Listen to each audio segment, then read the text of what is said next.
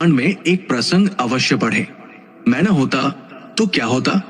अशोक वाटिका में जिस समय रावण क्रोध में भरकर तलवार लेकर सीता मां को मारने के लिए दौड़ पड़ा, तब हनुमान जी को लगा कि इसकी तलवार छीनकर इसका सिर काट लेना चाहिए, किंतु अगले ही क्षण उन्होंने देखा मंदोदरी ने रावण का हाथ पकड़ लिया। ये देखकर वे गदगद हो गए। वे सोचने लगे, यदि मैं आगे बढ़ता तो मुझे भ्रम हो जाता कि यदि मैं न होता तो सीता जी को कौन बचाता। बहुधा हमको ऐसा ही भ्रम हो जाता है, मैं न होता तो क्या होता। परंतु ये क्या हुआ, सीता जी को बचाने का कार्य प्रभु ने रावण की पत्नी को ही सौंप दिया। तब हनुमान जी समझ गए कि प्रभु जिससे जो कार्य लेना चाहते हैं वो उसी से लेते हैं।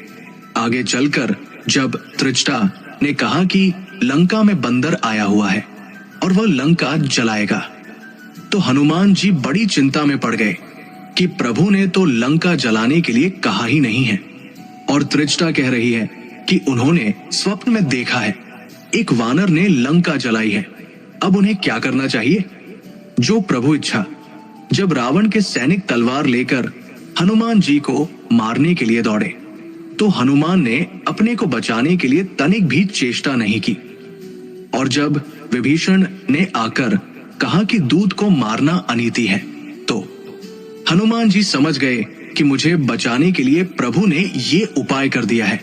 आश्चर्य की पराकाष्ठा तो तब हुई जब रावण ने कहा कि बंदर को मारा नहीं जाएगा, पर पूंछ में कपड़ा लपेटकर घी डालकर आग लगाई जाए। तो हनुमान जी सोचने लगे कि लंका वाली त्रिजटा की बात सच थी, वरना लंका को जलाने के लिए मैं कहां से घी, तेल, कपड़ा लाता और कहां आग ढूंढता। पर वो प्रबंध भी आपने रावण से करा दिया। जब आप रावण से भी अपना काम करा लेते हैं तो मुझसे करा लेने में आश्चर्य की क्या बात है।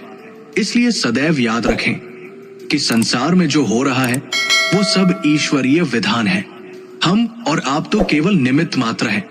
इसीलिए कभी भी ये भ्रम न पाले कि मैं न होता तो क्या होता।